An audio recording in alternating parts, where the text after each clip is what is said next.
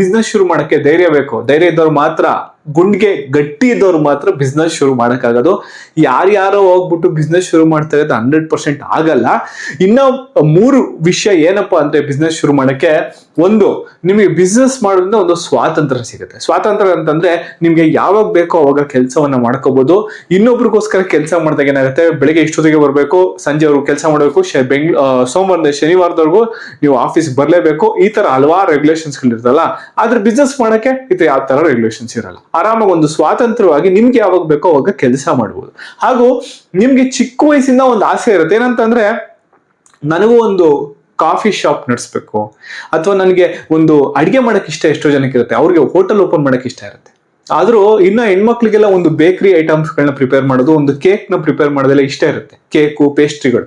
ಅವ್ರಿಗೆ ಏನ್ಸುತ್ತೆ, ನಾನೊಂದು cafe shop open ಮಾಡಬೇಕು, ಒಂದು ಬೇಕರಿ ಮತ್ತೆ ಪೇಸ್ಟ್ರೀಸ್ ಮಾಡೋ ಒಂದು ಬೇಕರಿ ಓಪನ್ ಮಾಡಬೇಕು ಅಂತೆಲ್ಲ ಆಸೆ ಇರುತ್ತೆ.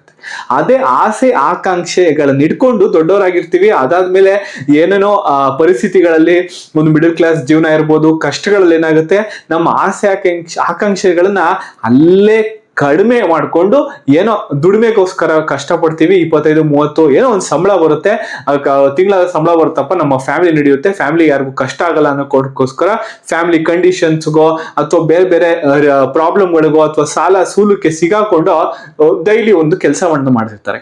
ಇದು ಯಾವ್ದು ಇಲ್ದಂಗೆ ನಮಗೆ ಇಷ್ಟವಾದ ಕೆಲಸನ ಯಾವಾಗ ನಾವು ಮಾಡಕ್ ಇಷ್ಟಪಡ್ತೀವೋ ಅವಾಗ ಇಷ್ಟಪಟ್ಟು ಅದರಲ್ಲಿ ಜಾಸ್ತಿ ಕಾನ್ಸಂಟ್ರೇಷನ್ ಮಾಡಿ ದುಡ್ಡು ಕೂಡ ಮಾಡ್ಬೋದು. ಇದಕ್ಕೇನಪ್ಪ ಒಂದು ಎಕ್ಸಾಂಪಲ್ ಅಂದ್ರೆ, ಎಷ್ಟೋ ಜನಕ್ಕೆ ಪೆಟ್ಸ್ ಇಷ್ಟ ಇರುತ್ತೆ. ಪೆಟ್ಸ್ ಅಂದ್ರೆ ಏನು, ನಾಯಿ ಸಾಕೋದಿರ್ಬೋದು ಅಥವಾ ಬೆಕ್ಕು ಸಾಕೋದಿರ್ಬೋದು, ತುಂಬಾ ಇಷ್ಟ ಇರುತ್ತೆ.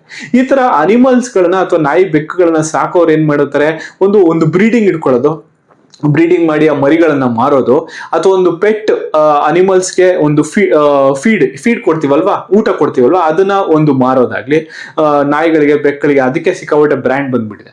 ಫ್ರಾಂಚೈಸಿ ಒಳ್ದಂಗೆ ನಿಮ್ದೇ ಒಂದು ಬ್ರ್ಯಾಂಡ್ ನಡೆಸೋದು ಇಂಪಾರ್ಟೆಂಟ್. ಐಡಿಯಾ ಯಾರಿಗೂ ಬರದೇ ಇರೋ ಐಡಿಯಾ ನಿಮಗೆ ಬರುತ್ತೆ ಅಂತ ಅಂದ್ರೆ 100% ಸುಳ್ಳು. ನಮ್ಮ ಭಾರತದಲ್ಲಿ 140 ಕೋಟಿ ಜನಸಂಖ್ಯೆ ಇದ್ದಾರೆ.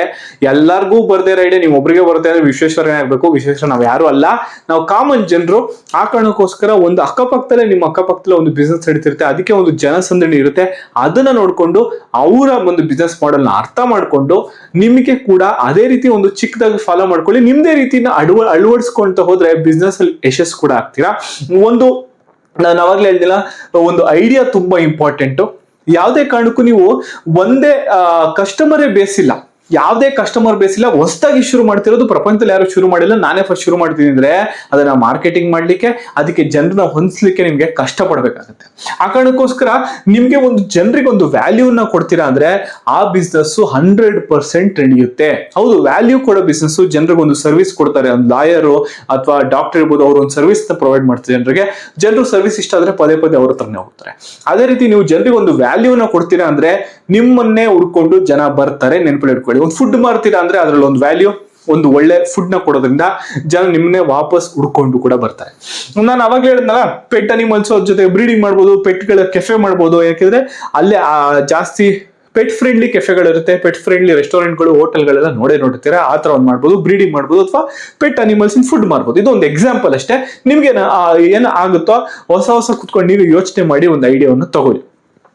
ಜೊತೆಗೆ ಏನ್ ಗೊತ್ತಾ, 2ನೇ ಸ್ಟೆಪ್, ಒಂದು ಬಿಸ್ನೆಸ್ ಪ್ಲಾನ್ ರೆಡಿ ಇರಬೇಕು. ಏನಪ್ಪ ಬಿಸ್ನೆಸ್ ಪ್ಲಾನ್ ಅಂದ್ರೆ, 1 ವರ್ಷಕ್ಕೆ ನನಗೆ ಎಷ್ಟು ಖರ್ಚು ಬೇಕು, ಎಷ್ಟು ಇನ್ವೆಸ್ಟ್ಮೆಂಟ್ ಬೇಕಾಗುತ್ತೆ, ಹಾಗೂ ಪ್ರಾಫಿಟ್ ಎಷ್ಟಾಗುತ್ತೆ, ಆ ಲಾಸ್ ಆದ್ರೆ ಎಷ್ಟಾಗುತ್ತೆ. ಲಾಸ್ ಆಗಿದ್ರೆ ನೀವು ತಡ್ಕೋಬಹುದಾ, ತಡ್ಕೊಳ್ಳೋ ಕೆಪಾಸಿಟಿ ನಿಮ್ಗಿದೆಯಾ? ಲಾಸ್ ಆದ ತಡ್ಕೊಳ್ಳೋ ಕೆಪಾಸಿಟಿ ಇಲ್ದವರು ಬಿಸ್ನೆಸ್ ಶುರು ಮಾಡಕ್ ಹೋಗ್ಲೇಬಾರ್ದು.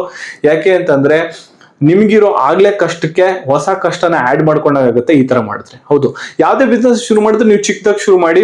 ಲೋನ್ ನ ತಗೊಂತೀರಾ ಅಂದ್ರೆ ನೀವೇ ಸ್ವಲ್ಪ ಸಂಪಾದನೆ ಮಾಡಿ ದುಡ್ಡು ಉಳಿಸಿರಲಿಲ್ಲ, ಅದರಲ್ಲೇ ಚಿಕ್ಕದಾಗಿ ಶುರು ಮಾಡಿ. ಅಥವಾ ನಿಮ್ಮ ಫ್ರೆಂಡ್ಸ್ ಆಗ್ಬಹುದು, ನಿಮ್ಮ ಫ್ಯಾಮಿಲಿ ಅವರು ಸಪೋರ್ಟ್ ಇದ್ರೆ, ಫ್ರೆಂಡ್ಸ್ ಫ್ಯಾಮಿಲಿ ಎಲ್ಲರೂ ಸಪೋರ್ಟ್ ಮಾಡ್ತಾರೆ ಅಂತ ನಾನು ಹೇಳಕ್ ಹೋಗಲ್ಲ, ಸಪೋರ್ಟ್ ಮಾಡೋರಿದ್ರೆ ಅವ್ರದ್ದು ಒಂದು ಸಪೋರ್ಟ್ ತಗೊಂಡು ನೀವು ಆ ಬಿಸ್ನೆಸ್ ನ ಶುರು ಮಾಡ್ಬೋದು 1 ವರ್ಷದವರೆಗೂ. ಆ 1 ವರ್ಷ ಆದ್ಮೇಲೆ ಲೋನ್ ತಗೊಳ್ಳೇಬಾರ್ದಾ, ಲೋನ್ ತಗೊಳ್ಳಿದ್ರೆ ಹಾಳಾಗಿ ಹೋಗ್ತಾರೆ ಎಲ್ಲರೂ? ಇಲ್ಲ, ಎಲ್ಲ ಬಿಸ್ನೆಸ್ಗಳು ಲೋನ್ ತಗೊಂಡೇ ನಡೆಸೋದು.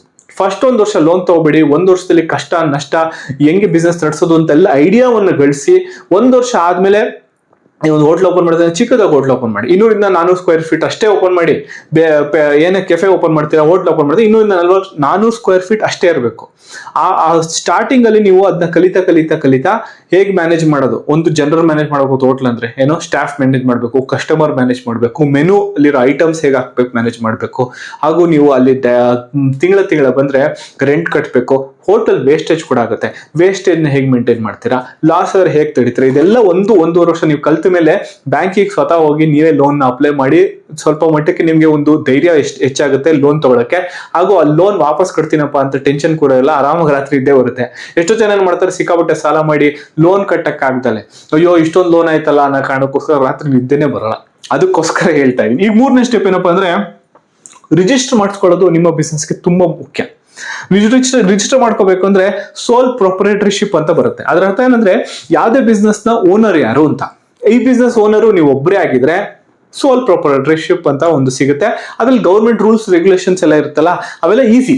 ಅದೇ ಪಾರ್ಟ್ನರ್ ಇಂದ ಬಿಸ್ನೆಸ್ ಶುರು ಮಾಡ್ತೀರಾ, ಒಬ್ಬರಲ್ಲದೆ ಇಬ್ರು ಸೇರಿ ಬಿಸ್ನೆಸ್ ಶುರು ಮಾಡಿದಾಗಲೇ ಸ್ವಲ್ಪ ಮಟ್ಟಕ್ಕೆ ನಿಮ್ಗೆ ಡಾಕ್ಯುಮೆಂಟೇಶನ್ ಆಗ್ಬೋದು, ಲಾಯರ್ ಹೆಲ್ಪ್ ಅಥವಾ ಅಕೌಂಟೆಂಟ್ ಹೆಲ್ಪ್ ಬೇಕಾಗುತ್ತೆ. ಆ ಕಾರಣಕ್ಕೋಸ್ಕರ ಒಬ್ಬರೇ ಇದ್ರೆ ಸಿಂಪಲ್ ಆಗಿ ಆರಾಮಾಗಿ ಶುರು ಮಾಡ್ಬೋದು. ಗೌರ್ಮೆಂಟ್ ರೆಗ್ಯುಲೇಷನ್ಸ್ ಕೂಡ ತುಂಬಾ ಕಮ್ಮಿ ಇರುತ್ತೆ.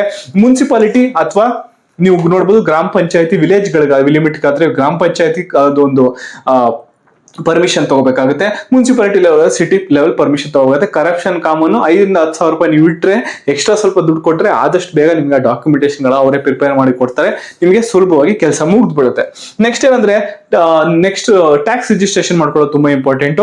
ಅದೇ ನೀವೇನಾದ್ರೂ ಒಂದು ಬಿಸ್ನೆಸ್ ಅಲ್ಲಿ ಇಂಪೋರ್ಟ್ ಎಕ್ಸ್ಪೋರ್ಟ್ ಬಿಸ್ನೆಸ್ ನ ಮಾಡ್ತೀರಾ, ಇವಾಗೆಲ್ಲ ಸೋಷಿಯಲ್ ಮೀಡಿಯಾ ಪ್ಲಾಟ್ಫಾರ್ಮ್ ಜಾಸ್ತಿ ಆಗಿರೋದ್ರಿಂದ ವೆಬ್ಸೈಟ್ ಮಾಡಿ ಅಲ್ಲಿ ನೀವು ಒಂದು ಡ್ರಾಪ್ ಶಿಪ್ಪಿಂಗ್ ರಿಲೇಟೆಡ್ ಬಿಸ್ನೆಸ್ ಇರ್ಬೋದು, ಅಥವಾ ನೀವೇನಾದ್ರೂ ಸೆಲ್ ಮಾಡ್ತೀರಾ ಪ್ರಾಡಕ್ಟ್ಸ್, ಅಮೆಝಾನ್, ಫ್ಲಿಪ್ಕಾರ್ಟ್ ಒಂದು ವೆಬ್ಸೈಟ್ ಮಾಡಿ ಅಲ್ಲಿ ಏನಾದ್ರು ಸೆಲ್ ಮಾಡ್ತೀರಾ, ಅಥವಾ ನೀವು ಒಂದು ಕಾಮರ್ಸ್ ರಿಲೇಟೆಡ್ ಏನೇ ಇರ್ಬೋದು ಸೆಲ್ ಮಾಡ್ತೀರಾ ಅಂದ್ರೆ, ನಿಮಗೆ ನೆನಪಲ್ಲಿರ್ಲಿ ಒಂದೊಂದು ಮ್ಯಾಂಡೇಟರಿ ಇರುತ್ತೆ. ಏನ್ ಮ್ಯಾಂಡೇಟರಿ ಅಂದ್ರೆ, ಪ್ರೊಫೆಷನಲ್ ಟ್ಯಾಕ್ಸ್ ರಿಜಿಸ್ಟ್ರೇಷನ್ ಮ್ಯಾಂಡೇಟರಿ ಇರುತ್ತೆ, ಹಾಗೂ GST ಕೂಡ ಮ್ಯಾಂಡೇಟರಿ ಬರುತ್ತೆ. 20 ಲಕ್ಷಕ್ಕಿಂತ ಹೆಚ್ಚಿರೋ ಬಿಸ್ನೆಸ್ ಎಲ್ಲದಕ್ಕೂ GST ಮ್ಯಾಂಡೇಟರಿ. ಪ್ರತಿ ತಿಂಗಳು ಮತ್ತೆ ಕ್ವಾರ್ಟರ್ಲಿ 4 ತಿಂಗಳಿಗೊಮ್ಮೆ ನೀವು GST ಡೀಟೇಲ್ಸ್ ನ ಅವ್ರಿಗೆ ಕೊಡಬೇಕಾಗುತ್ತೆ ಗೌರ್ಮೆಂಟ್ಗೆ. ಹಾಗೂ ನೀವು ಯಾವುದೇ ಕಾಮರ್ಸ್ ರಿಲೇಟೆಡ್ ಅಥವಾ ಇಂಪೋರ್ಟ್ ಎಕ್ಸ್ಪೋರ್ಟ್ ಮಾಡ್ತೀರಾ ಅಂದ್ರೂ ಕೂಡ GST ಹಾಗೂ ಪ್ರೊಫೆಷನಲ್ ಟ್ಯಾಕ್ಸ್ ರಿಜಿಸ್ಟ್ರೇಷನ್ ಮಾಡಿಸ್ಕೊಳ್ಳೇಬೇಕು. ಈ ಡಾಕ್ಯುಮೆಂಟೇಶನ್ ಹೆಚ್ಚಾಗಿ ನೀವು ಕ್ಲೀನ್ ಆಗಿ ಆನ್ಲೈನ್ ಸರ್ಚ್ ಮಾಡೋದ್ರಿಂದ ನಿಮ್ಗೆ ಹೆಚ್ಚಿನ ಮಾಹಿತಿ ಕೂಡ ಸಿಗುತ್ತೆ. ನೆಕ್ಸ್ಟ್ ಸ್ಟೆಪ್ ಏನಂದ್ರೆ, ಸ್ಟೆಪ್ ಇನ್ಕಮ್ ಟ್ಯಾಕ್ಸ್ ರಿಜಿಸ್ಟ್ರೇಷನ್. ನಾವು ಹೇಳಿದ್ರೆ ಪ್ರೊಫೆಷನಲ್ ಟ್ಯಾಕ್ಸ್ ರಿಜಿಸ್ಟ್ರೇಷನ್ ಜೊತೆಗೆ ಇನ್ಕಮ್ ಟ್ಯಾಕ್ಸ್ ರಿಜಿಸ್ಟ್ರೇಷನ್ ಕೂಡ ಮಾಡಬೇಕಾಗುತ್ತೆ. ನಿಮ್ಮ ಒಂದು ಕಂಪ್ನಿ ಓಪನ್ ಮಾಡ್ತೀರಾ, ಅದರಲ್ಲಿ ಎಂಪ್ಲಾಯೀಸ್ ಗಳು ಇದಾರೆ ಅಂತಂದ್ರೆ ನೀವು ಅದಕ್ಕೆ ಅವ್ರಿಗೆ PF ಕ್ರೆಡಿಟ್ ಮಾಡೋದಾಗ್ಲಿ, ಇನ್ನೊಂದೆಲ್ಲ ಆಕ್ಟಿವ್ ಬೇರೆ ಬೇರೆ ತರ ಏನೇನ್ ಪ್ಲಾನ್ಸ್ ಗಳು ಇರ್ತಲ್ಲ ಎಂಪ್ಲಾಯೀಸ್ ಗಳಿಗೆ ಕೊಡುವಂತ ಬೆನಿಫಿಟ್ ಗಳಾಗ್ಲಿ, ಅದಕ್ಕೆ ಕೂಡ ರಿಜಿಸ್ಟ್ರೇಷನ್ ಮಾಡ್ಕೋಬೇಕಾಗುತ್ತೆ. ಅದು ಕೂಡ ಮ್ಯಾಂಡೇಟರಿ ಆಗಿರುತ್ತೆ. 6ನೇ ಸ್ಟೆಪ್ ಏನಂದ್ರೆ, ಅಕೌಂಟ್ ಒಂದು ಬ್ಯಾಲೆನ್ಸ್ ಶೀಟ್ ನ ಮೇಂಟೈನ್ ಮಾಡೋದು. ಕಂಪ್ನಿ ಓಪನ್ ಮಾಡ್ತೀರಾ, ಒಂದು ಚಿಕ್ಕದಾಗಿ ಏನೋ ಒಂದು ನಡೆಸ್ತೀರಾ ಅಂತಂದ್ರೆ, ಈ ಡ್ರೋನ್ ಆರ್ಸೋ ಕಂಪ್ನಿ ಓಪನ್ ಮಾಡ್ತೀರಾ ಎಕ್ಸಾಂಪಲ್ ಅಂತಂದ್ರೆ, ಡ್ರೋನ್ ರಿಲೇಟೆಡ್ ಅಕೌಂಟ್ ಹೆಂಗೆ ಮ್ಯಾನುಫ್ಯಾಕ್ಚರ್ ಆಗುತ್ತೆ, ಹೇಗೆ ಎಲ್ಲೋ ಮ್ಯಾನುಫ್ಯಾಕ್ಚರ್ ಆಗಿರೋದು ನೀವೇ ಮಾಡ್ತೀರಾ ಅಥವಾ ನೀವೇ ಮ್ಯಾನುಫ್ಯಾಕ್ಚರ್ ಮಾಡಿದ್ರೆ ಗೊತ್ತಾಯ್ತು ಅನ್ಸುತ್ತೆ ನಾನು ಯಾವ್ದ್ರ ಬಗ್ಗೆ ಮಾತಾಡ್ತಿದ್ದ. ಅಕೌಂಟ್ ಮತ್ತೆ ಬ್ಯಾಲೆನ್ಸ್ ಶೀಟ್ ನ ನೀವು CA ಮುಖಾಂತರ ಅಥವಾ ಅಕೌಂಟೆಂಟ್ ಮುಖಾಂತರ ಇದನ್ನು ಕೂಡ ನಡೆಸ್ಕೋಬಹುದು. ಸ್ಟ್ಯಾಚುರಿ ಒಂದು 40 ಲಕ್ಷಕ್ಕಿಂತ ಹೆಚ್ಚಿನ ಆದಾಯ ಬಂದ್ಬಿಡ್ತು ನಿಮಗೆ ಅಂತಂದ್ರೆ ಅವಾಗ ಆಡಿಟ್ ಕೂಡ ಮಾಡಿಸ್ಬೇಕಾಗುತ್ತೆ. ಆಡಿಟರ್ ಹತ್ರ ಆಡಿಟ್ ಮಾಡಿಸ್ತೀರ ಕಂಪ್ನಿ ಅಂತ ಕೇಳಿರ್ತೀರಾ, ಅದನ್ನ ಸ್ಟ್ಯಾಚುರಿ ಆಡಿಟ್ ಅಂತ ಕೂಡ ಕರೀತಾರೆ. ಹಾಗೂ ನಿಮ್ಗೆ ನೆನಪಲ್ಲಿ ನಾನು ಅವಾಗ್ಲೇ ವಿಡಿಯೋ ಸ್ಟಾರ್ಟಿಂಗ್ ಅಲ್ಲಿ ಹೇಳಿದೆ, ವಿಡಿಯೋ ಮಾಡಬೇಕು ಅಂದ್ರೆ ಯಾವುದೇ ಬಿಸ್ನೆಸ್ ನ ಮಾಡ್ಬೇಕಾರೆ, ವಿಡಿಯೋ ಅಲ್ಲ ಬಿಸ್ನೆಸ್ ನ ಮಾಡ್ಬೇಕಾರೆ ಸ್ವಾತಂತ್ರ್ಯ ಸಿಗುತ್ತೆ, ಇಷ್ಟವಾದ್ನ ನೀವು ಮಾಡ್ಬೋದು. ಹಾಗೆ ನಿಮ್ಗೆ ಧೈರ್ಯ ತುಂಬಾ ಮುಖ್ಯ ಅಂತ ಹೇಳಿದೆ.